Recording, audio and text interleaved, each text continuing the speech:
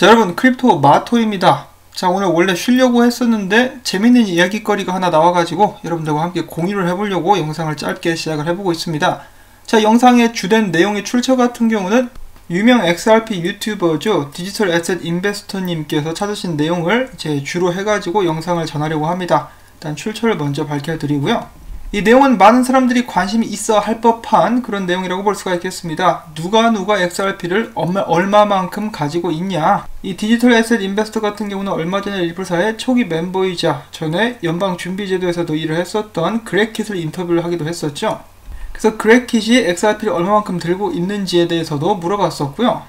그 다음에 로저버의 인터뷰를 통해 가지고 로저버가 대략적으로 얼마만큼 XRP를 들고 있는지 예측을 해볼 수가 있었으며, 이 BNY 멜론 뱅킹의 후계자도 XRP를 들고 있는데 그게 몇 개쯤 되는지 그것에 대해서 조사를 해봤다고 합니다. 이 BNY 멜론에서 들고 있는 암호화폐들 같은 경우는 개인 키를 잃어버린 것이 아니냐라는 예측이 돌기도 했었는데요.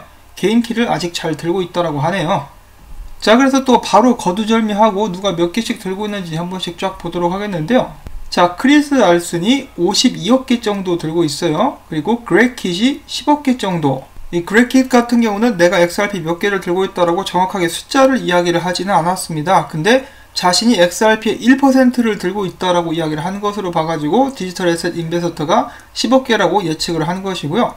그 다음에 매일매일 부지런하게 XRP를 팔아 제끼고 있는 제드메이켈럽이 47억 개 정도의 XRP를 대략적으로 아직까지 들고 있고요. XRP 레저의 공동 개발자들이라고 볼 수가 있는 알서 브리또와 데이비 슈월츠 같은 경우는 몇 개의 총 들고 있는지 아직까지 숫자가 밝혀진 바는 없습니다.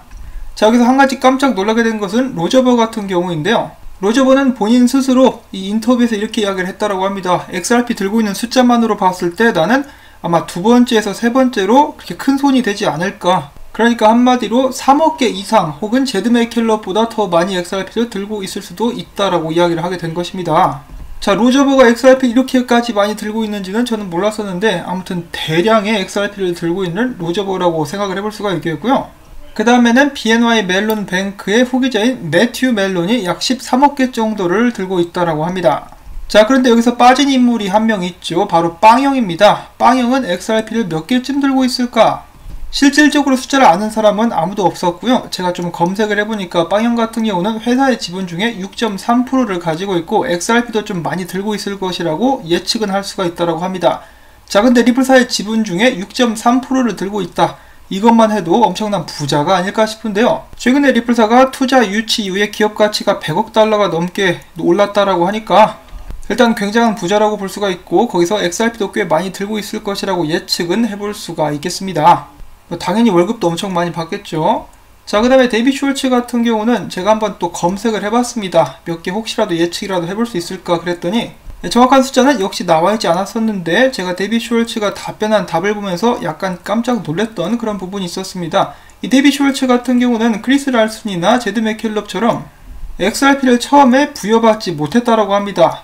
그의 말에 따르면 비트코인에 먼저 투자를 하게 되었고 나중에 비트코인을 XRP로 바꿨다라고 하는데요. 이런 것으로 봤을 때 아마 이 사람들만큼 많이 들고 있지는 않겠다라는 생각을 했었는데, 반면에 알서 브리또, 이 베일에 쌓여진 이 인물 같은 경우는 제가 봤을 때는 제드메이켈럽이나 크리스 랄슨 급으로 들고 있지 않을까라고 예측 정도는 해볼 수가 있겠습니다. 아무리 못해도 30억 개 이상은 들고 있지 않을까 싶은데요. 왜냐하면 이 사람 역시 제드메이켈럽, 크리스 랄슨과 함께 초반에 XRP를 부여받은 사람이기 때문입니다. 자, 이런 식으로 대량의 XRP를 이 소수의 사람들이 들고 있다. 이러면 많은 분들이 한숨을 쉬면서 이러니까 XRP가 안 올라간다. 절대로 앞으로는 XRP가 오를 일이 없을 것이다 라고 일단 국내에서는 많이 이야기가 되기도 하죠. 그러한 답답한 마음을 저도 잘 이해할 수 있습니다. 자, 그런데 여러분들이 반대로 한번 생각을 해보신다면 이 사람들이 XRP를 왜 아직까지 이렇게 많이 들고 있는가? 디지털 커런시 그룹도 XRP를 보유하고 있고 글렌호칭스도 XRP를 상당 부분 보유하고 있습니다. 왜 아직도 들고 있는가? 가격이 영영 안 오를 것 같으면은 한번 펌핑시키고 던지지 않겠는가 라고 생각을 해보실 수가 있겠는데요. 저는 XRP의 성장 가능성을 보고 있기 때문에 많은 사람들이 XRP를 들고 있다라고 생각을 하고 있습니다. 이 그렉킷 같은 경우도 제가 얼마 전에 제가 영상에서 보여드렸다시피 회사에서도 XRP에 투자를 하고 있거든요. 자, 과연 그렉킷을 비롯한 이 많은 사람들이 일반 개미 투자자들보다 시장 상황을 몰라서 XRP를 많이 들고 있는 것이냐? 과연 이들은 이 온라인 커뮤니티에서 XRP를 신나게 까대는 이 사람들보다 멍청해가지고 대량의 XRP를 아직까지도 들고 있는 것인가? 그것에 대한 답변은 여러분들께서 스스로 찾아보실 수 있기를 바랍니다. 자, 물론 제가 희망 회로를 돌리기 위해서 이런 말씀을 드리는 것은 아닙니다. 이미 제가 몇 차례 제 방송에서 말씀을 드렸다시피 XRP는 2019년 최악의 알트코인 중에 하나였고 2020년 상반기 지금까지도 이제 성적이 가장 나쁜 메이저 알트라고 볼 수가 있겠는데요. 그만큼 아직까지는 굉장히 지지부진한 모습을 보여주고 있는 코인입니다. 그렇기 때문에 누가 제가 아는 사람이 와가지고 야 혹시 암호화폐 추천 좀 해줘라고 하면은 저는 선뜻 XRP를 권할 수는 없을 것 같아요. 언제 올라갈지 모르고 다른 알트코인들은 열심히 올라가고 있는데 혼자 손가락만 쭉쭉 빨게 만드는 XRP를 어떻게 제가 함부로 권유를 할 수가 있겠습니까? 물론 제 개인적인 돈이야 제가 알아서 투자를 하는 거니까 남이야 상관없겠죠. 그리고 저는 개인적으로 봤을 때 아직도 XRP에는 엄청난 가능성이 있다라고 보고 있기 때문에 스스로 XRP에 대해서 알아보고 들어온 사람들께는 정보를 공유하는 것이 좋지만은 함부로 XRP는 추천은 하지 못할 것 같습니다. 자, 여기까지 해가지고 XRP를 정말 많이 들고 있는 사람들의 명단을 잠깐 봤는데요. 그러면 이런 질문이 나올 수가 있을 것 같아요. 제드 맥켈롭은 그 사람은 계속해서 팔고 있잖아. XRP 가격이 오를 거라면은 네 말대로 엄청난 가능성을 갖고 있다라면은 제드 맥켈롭은 XRP를 왜 팔아 제끼고 있는 건데 제드 맥켈롭도 하나라도 덜 팔고 들고 있어야 되는 거 아니야? 설명 좀 해봐라고 이렇게 말씀하실 분들이 계실 텐데요. 실제로 제 유튜브에 그런 답글이 달리기도 했었습니다만은 저 같은 경우는 이미 이 안 좋은 마음을 먹고 벨에 꼬여가지고 어떻게든 깔려고 이렇게 질문을 하거나 답글을 다는 사람들에게는 반응을 하지 않습니다. 저만 피곤해지거든요. 그냥 귀찮아요. 자, 그렇지만 오늘 일단 이야기가 나오게 되었고 혹시라도 궁금하신 분들이 계실까봐 잠깐 또 제드 맥켈롭에 관한 것 둘러보고 가도록 하겠습니다. 자, 제드 맥켈롭 같은 경우는 돈이 많습니다. 돈이 굉장히 많은 사람이에요. 그래서 그는 돈 벌려고 XRP를 아끼지는 않습니다. 실질적으로 여러분들께서 이제 검색을 해보셨거나 리플사의 어느 정도 역사라고 해야 될지 어떤 일들이 일어났었는지를 한번 알아보신 분들이 계시다라면은 제드 맥켈롭이 리플사를 나올 때 굉장히 안 좋게 나왔다라는 것을 아실 수가 있을 것입니다.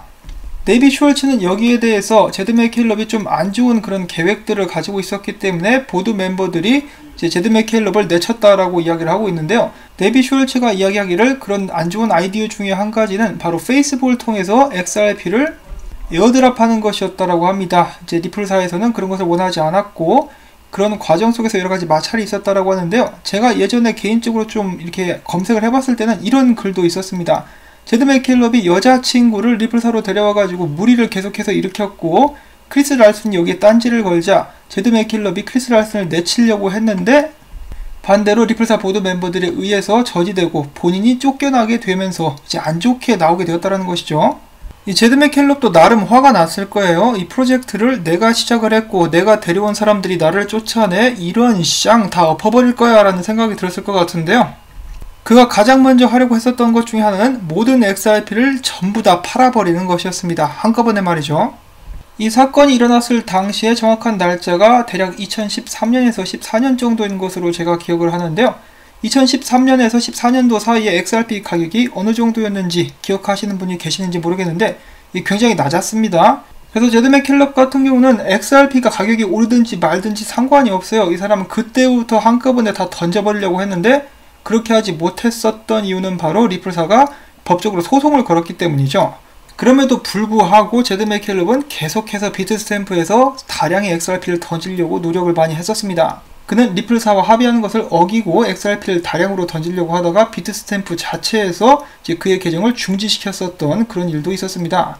자, 이쯤 되시면 그가 얼마만큼 리플사를 싫어하고 XRP를 던지지 못해가지고 안달난 사람인 것을 이제 아실 수가 있겠는데요. 당연히 제드 맥켈롭이 공개적으로 나는 리플사가 망했으면 좋겠다, 이제 XRP 가격이 똥값이 됐으면 좋겠다라고 이야기를 하고 있지는 않지만은 그가 리플사를 나와서 리플사와 거의 클론 같은 프로젝트인 스텔라를 만들었고 제 기존의 리플사와 함께 이야기를 하고 협의를 하고 있었던 IBM 등을 가로채는 등 그런 모습을 보였을 때 이 굉장히 적대적인 마음을 가지고 있음을 이제 많은 분들이 쉽게 짐작을 하실 수 있으리라 생각을 합니다. 그래서 이런 식으로 제드 맥켈롭이 XRP를 다량으로 매일같이 팔아치우는 데에는 XRP에 대한 전망이라든지 가격 상승 예상과는 전혀 관계가 없다라고 저는 보고 있습니다. 앞에서 말씀을 드렸다시피 그는 2014년도에 이미 정리를 하고 싶어 했어요. 그리고 그때 못한 일을 매일같이 열심히 해나가고 있는 것입니다. 그리고 그의 프로젝트인 스텔라와 XRP는 어떻게 보면은 라이벌이라고 볼 수가 있겠죠. 라이벌 견제하는 차원에서라도 열심히 팔아 제끼고 있지 않을까라는 생각도 해봅니다. 자, 여기까지가 제 생각 및 조사였었고요. 언제나 그렇듯이 그것에 대한 결론은 여러분들께서 스스로 내리실 수 있기를 바랍니다. 자, 오늘 이렇게 해가지고 좀 흥미가 있을 법한 소식을 여러분들께 전달을 해드릴 수가 있었는데요. 여러분들께 도움이 되었거나 즐거우셨었다라고 생각을 하신다라면은 언제나 그렇다시피 수고했다라는 의미에서 CF 시청 및 CF 광고주 방문, 좋아요 버튼까지 딱딱 따다다닥 3연타를 눌러주시면은 제가 앞으로도 유튜브 채널을 유지하고 열심히 정보를 전하는데 큰 도움이 되겠습니다. 다시 한번 감사의 말씀 전해드리면서 행복한 휴일 보내실 수 있기를 바랍니다.